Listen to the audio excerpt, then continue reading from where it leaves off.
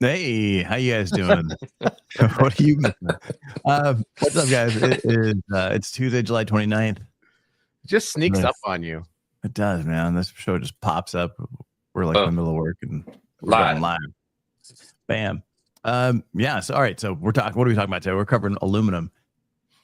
Do you think, so you watching, listening, do you think aluminum is the answer? And should a lot of brands move away from glass and plastic and paper into aluminum packaging because it is, it is infinitely recyclable, right? Adam, what do you think about infinitely recyclable? Forever. It keeps going and go.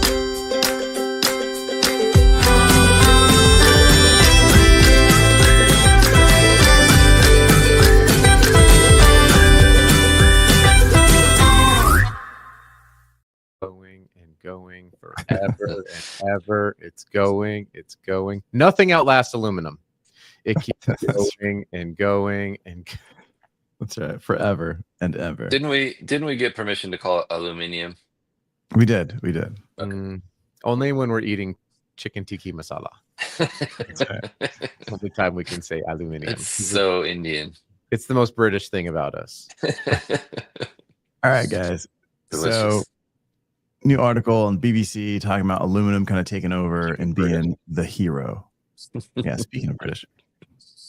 Yeah. Does it make sense? It's like, all right, so like what packaging should shift to aluminum? What packaging are we seeing shifting to aluminum? Well, the team at Meadows sent me this sample, and this is a lotion. So this is aluminum, and you can see the end is very different than a drink. It has a circle that will Just punch out. Yeah, very want to be different. drinking just like, it's lotion. And Crap. this is the reusable container that it's supposed to go into. You put it inside of there, close this, and it pops that center piece. And then you can dispense it. And then once that's done, you pull this out and you recycle it infinitely, forever. Right, Adam? Never. Oh my And gosh. then Amen. I'm triggered. But I think it's a great Okay. idea. I think it's really interesting. I think it's taken off for sure. The Ball Corporation is behind it. They're providing the cans. And there's so many different ways that you can decorate aluminum cans. This is, probably digital print, but there's dozens of ways to decorate them with shrink sleeves or direct print. It's pretty awesome. Infinite. There's infinite different combinations. Yes, of colors. On aluminum. I think it's interesting. I absolutely don't think that aluminum is the end all be all of materials. Mm-hmm. And I've been, obviously we joke about it, but I've been pretty vocal about my disdain for the verbiage that's used around aluminum. And the reason why is because it's actually very it's important to me because use words and they have meanings. And so when we say it's forever, it's infinite, it's not, because these words are not bound by time, which means that they could be recycled before they were even manufactured. It just drives me crazy. So I think that aluminum is going to continue to grow. I think there's a lot of really powerful uses for it. I think it's interesting though that we're using it now in skincare products, because I was under the impression that getting aluminum into your body is bad. Remember the deodorant where we had it was leading to all sorts of problems, specifically in men, because we were using aluminum and in deodorant for an antiperspirant, and it was causing, I think it was early onset dementia or something. There was some connection to it. And so it's okay, so should we be causing aluminum to potentially interact with products we put on our body? But Yeah, we but know that this isn't direct contact to aluminum. The product there's a liner inside, right? A plastic liner. plastic. Sure, but can it? I mean, if we're concerned that microplastics are getting into the body, right, and that's maybe a reason for moving away from something like plastic into aluminum, it's like, well, it's going to be lined with plastic, and that's in order to keep the aluminum out of the product. Right. So from a product, if that's the thing we're trying to solve, aluminum does not solve that particular problem. Either you're getting microplastics or the plastic's not doing its job, the epoxy's not doing its job, and aluminum is migrating into the. So I don't know. I still see a lot. I can poke a lot of holes in the aluminum is the best, and the only thing we should be doing. Well, yeah, I agree with you on that. Matt's asking, do things taste better in glass? I don't know, it depends on what you're talking about, right? So like sardines come in aluminum tin cans. I don't know if they would taste any better in glass. What about lotion, Avelio? Does the lotion depends. taste better in glass? He wants to know. Does she put the lotion on her skin? I haven't tried this yet. It's delicious. I don't know, for beer, yeah, I think glass for sure versus aluminum. But like Budweiser did the aluminum can. It had the same feel, but I don't know. It just feels like it warms up a lot faster. So do things taste better in glass? I don't know. I think it's definitely something that a brand has to consider. It's like that change for the consumer. If you're already existing in glass, if you're already existing in plastic, if you're already existing in whatever, and you shift because you see this trend of brands popping up and starting out in aluminum, it's not just a switch of material. It's like an entire supply chain. It's consumer expectation, consumer, cost. Is glass more expensive? Is aluminum more expensive? Like, what wins out in glass will be more expensive. To talk to that taste difference. Yes. Where to ship? Yeah. Or just across the board? Yes, and yes. Generally, I would say that glass would be more expensive and have a higher carbon footprint to ship as well, depending on how far. So there's a lot of questions, right? But to just briefly touch on the taste difference between aluminum and glass. A friend of mine was the quality control manager at a large brewery here in Portland, and they had their entire team taste beer that had been put in cans versus beer that had been bottled, and a blind taste test, and but the difference is when you're drinking it out of the glass or out of the aluminum, right? Once you pour it into a glass, whatever that is, right? There's no difference, but it's like as it comes out. Yeah, I think the point they were making was that it didn't affect the flavor. But you're right. It is a different experience consuming it for sure. Yeah, it's kind of the same with wine and how you want a wine glass that's really thin at the rim and has a specific angle versus just out of a solo cup, right? It's the same liquid. Adam likes it straight out of the box, and I agree with that. I prefer boxed wine. I think that the other thing, this is a great point that Carrie's bringing up too about a pump inside of there. If there's not a pump, okay. So the point I would also bring up about glass versus aluminum versus plastic is the amount of shipping materials that are required to make sure that a filled glass something is going to make it.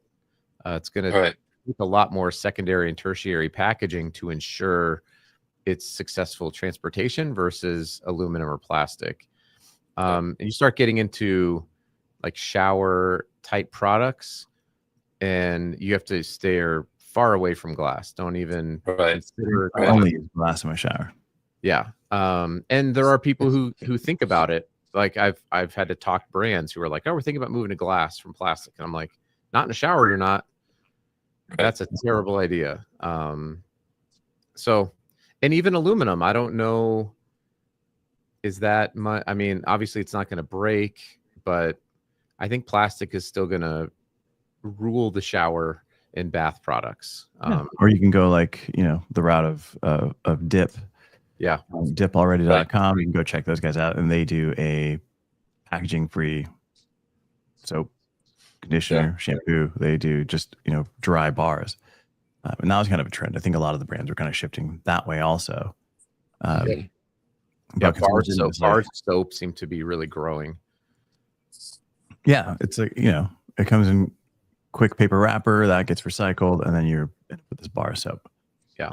But I think, Hugh points out Graza, Graza does, we were talking about this before we got on here. Graza's doing like the squeeze bottles, the plastic squeeze bottles. Once that got on shelf and that brand took off, a ton of other olive oil companies are now like, oh, the squeeze bottle is growing. We're going to move our stuff out of glass and into these squeeze bottles. One, for the brand, if you do use those, you're squeezing a ton. You're using a lot more oil. You're using a lot more product. You're going through that a lot faster. I think right now, olive oil is like 75 cents an ounce or something like that. And it's not, it's not the cheapest. But if I can get you to use it a lot faster, that's great for me. But I'm also seeing a lot of olive oil brands moving out of glass into aluminum. Mm-hmm. And, it doesn't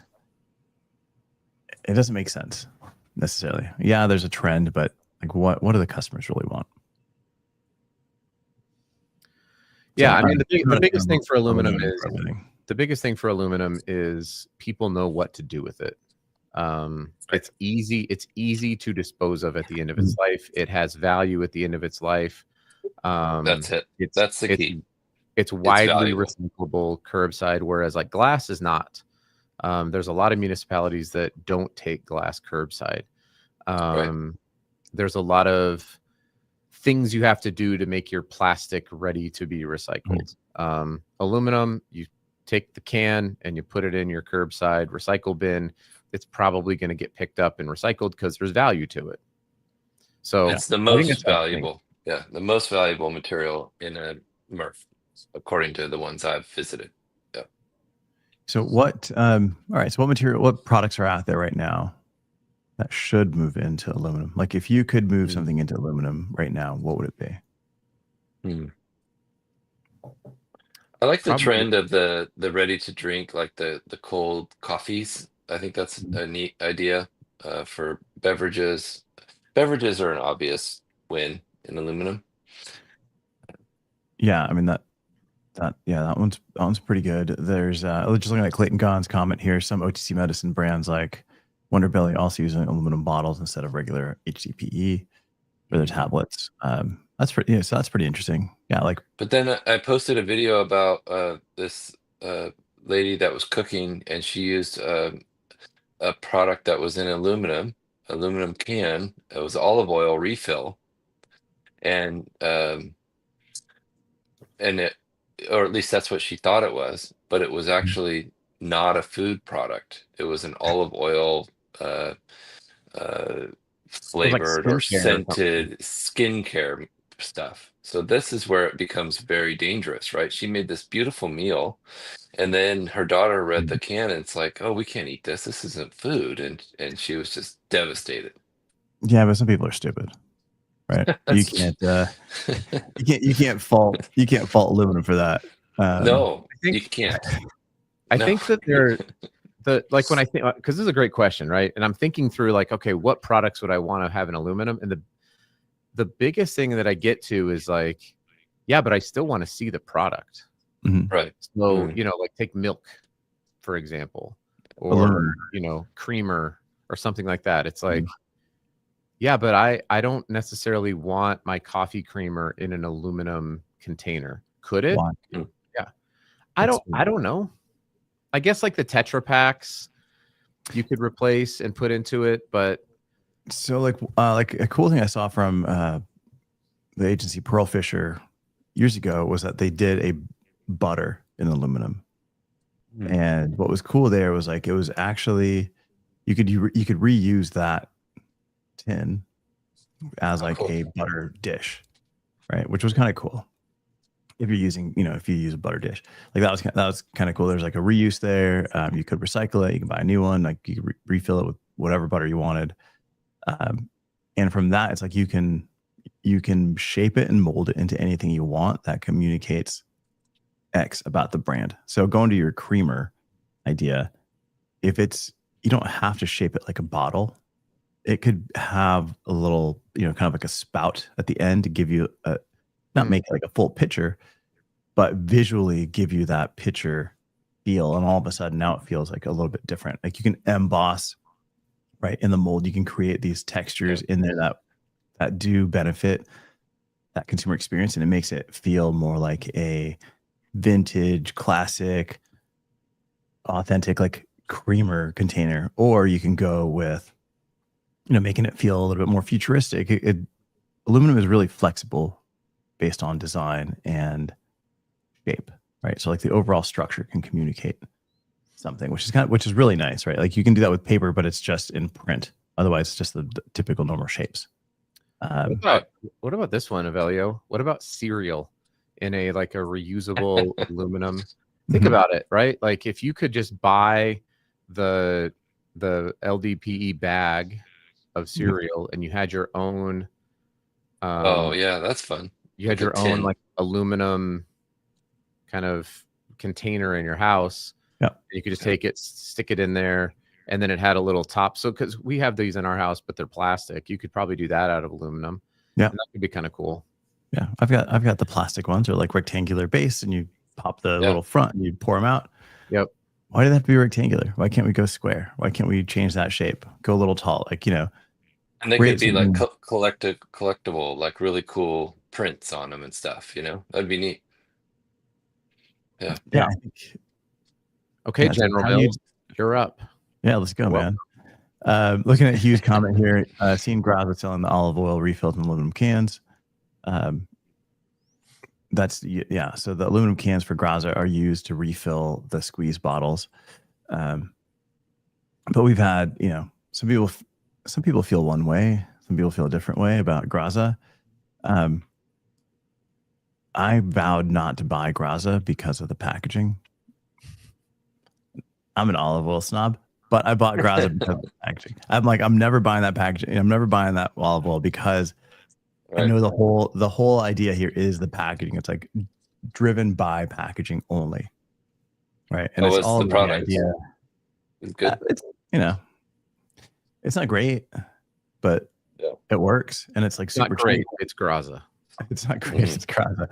Yeah, and Graza means grease, but it's like it's a good tagline. Yeah. Another idea for aluminum, by the way. What's that? Pickles. Would you put? I don't know about that. Would you put pickles in an aluminum container with like a big screw top that you could open, grab your pickle out, and reseal it? I don't know, because you need to see the pickle. Are you like? Well, are you etching? Is the acid going to etch into that material? Not if you have the aluminum condom on the inside, protecting it. Yeah, that sounds delicious. Yeah, but new kind of Trojan. As you pull that out and it drips on the outside, or oh, interesting. I mean, that'd be something to look at, right? Like, does that rust? Yeah. I don't know about rust, but yeah, is it like an etch? Is it going to kind of break down? Hugh's saying coffee. Yeah, just like Corey said, iced coffee could go in those. I don't know if I ever told you guys this, but my dad was in packaging for a long time, and he was involved with spin trimmers, like the kind that trim the tops of plastic containers.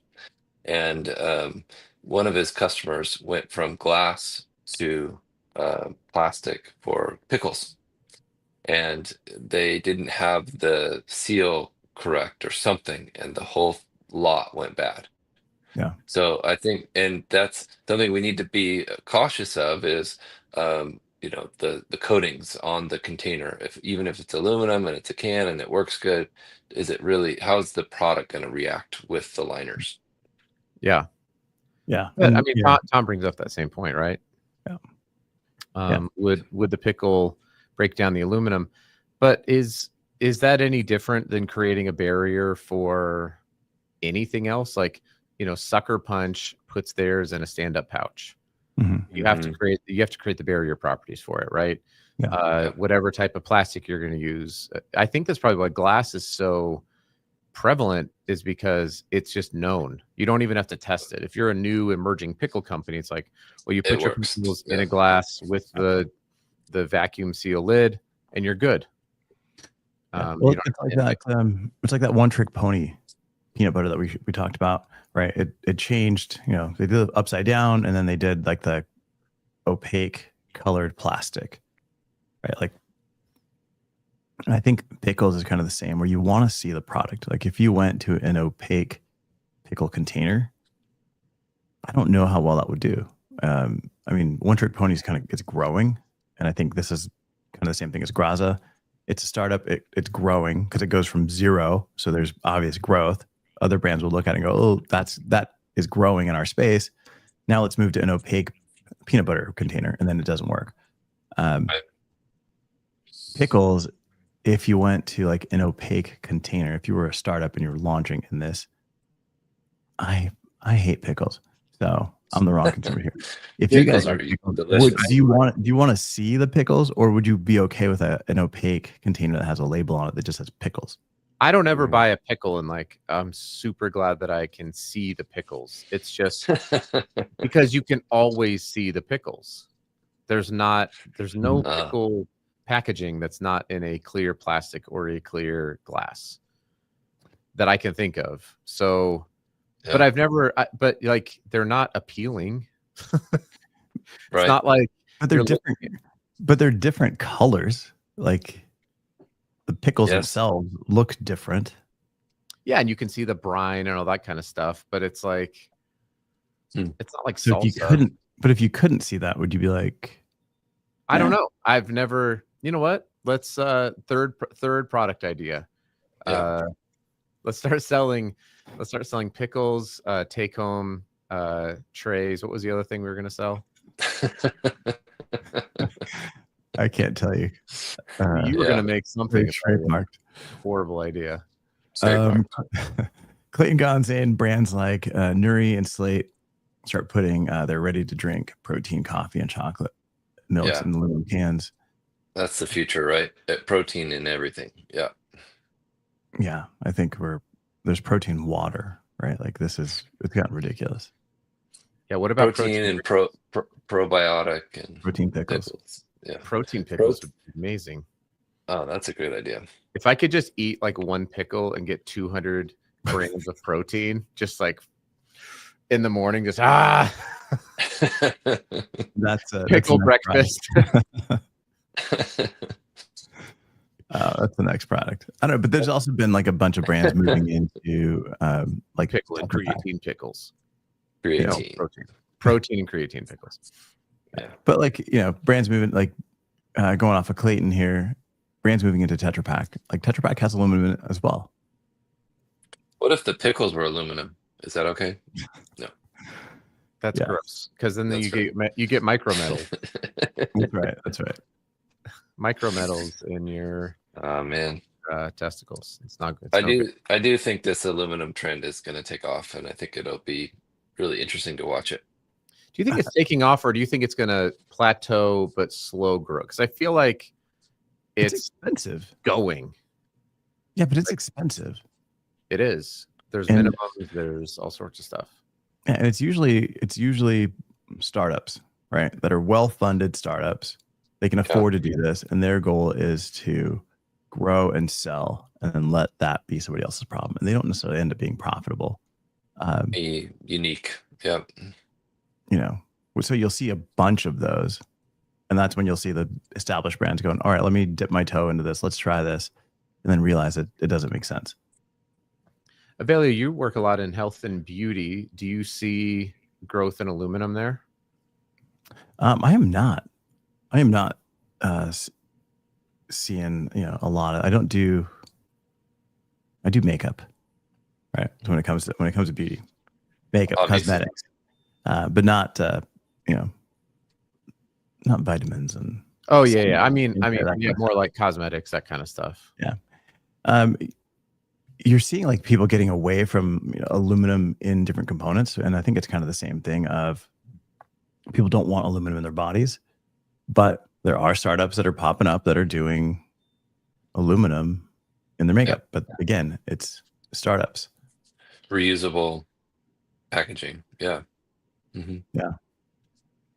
So that's the thing, man, is like startups they're innovative. They create new space, they create new conversation in packaging. But it's not always necessarily the right direction, but it's a different direction. And that's what helps them grow. Carrie talked about Loop. We've talked about Loop.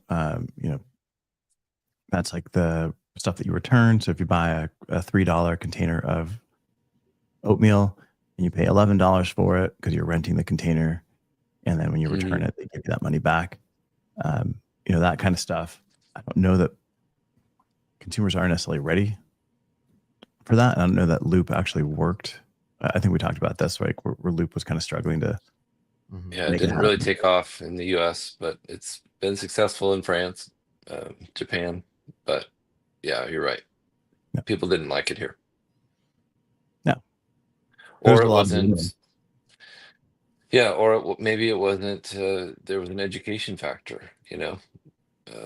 It's a lot. It's a heavy lift to be first on a thing like that. So I commend them for trying. But it's a heavy lift for consumers to pay Yeah. 3 times the cost of the product, right? For the packaging. Even when it's an investment, right? Yeah, they don't see that. It's not an investment. They're not making any money in the back. planet. They're not, There's a Venmo that we can send money to help with various government projects. Hey, what's today? Is it Tuesday? It is Taco Tuesday. So what's tomorrow then? Can we solve it? Solve it. Yeah. So if you got any questions on packaging, aluminum, Loop, anything, bring it tomorrow. Bring your questions tomorrow. Win a shirt. I got to get them ordered. I haven't ordered Clayton's yet because I try to order them 3 at a time so that there can be a little bit of efficiencies there. So we would like to do this for you. We want to send shirts. That's right. Yes. Join us tomorrow. But you have to earn it. We're not just giving out participation awards. Yeah, come with great questions. Yes. And if we can't answer them, you get a shirt. You get a shirt, and you get a shirt, and you get a shirt. Absolutely. All right, last thing. Adam,